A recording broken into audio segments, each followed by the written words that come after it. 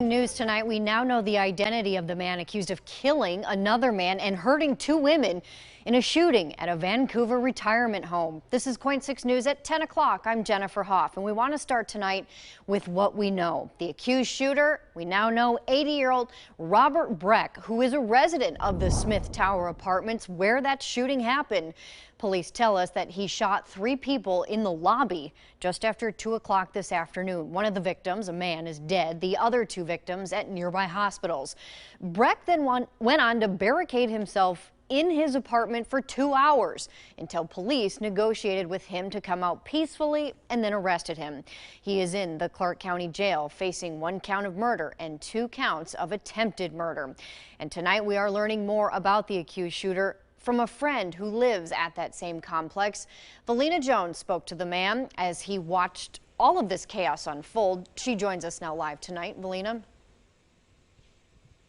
Well, you know, that man tells me he's shocked along with everybody else in the community. He tells me he's known the accused shooter for a couple of years now. And he tells me he doesn't believe that this shooting was random, but that he targeted the victims. He had a lot of complaints about this guy that he shot. Crime scene tape, dozens of law enforcement surrounding Smith Tower Apartments, and 1 man dead, all from what a resident says was a dispute between 2 men living in the retirement community. They had a little gripe going for quite a while, and I think Bob just got tired of it. Johnny Maffei watched as his friend, accused shooter Robert Breck, was escorted out of his home in handcuffs. He was a nice guy, Bob. He's a real nice guy. He doesn't bother anyone, but this one particular person was harassing him.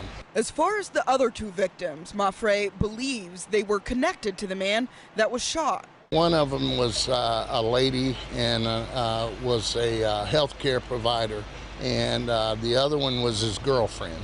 Maffei tells me the alleged harassment started a couple weeks ago. Police tonight are not confirming a motive or releasing any details on the relationship between the 3 victims and Breck. It's usually isolated, so it's a safe building. I'm not worried. Randall Merriman, another resident, knows one of the victims and walked into the lobby moments after those shots were fired.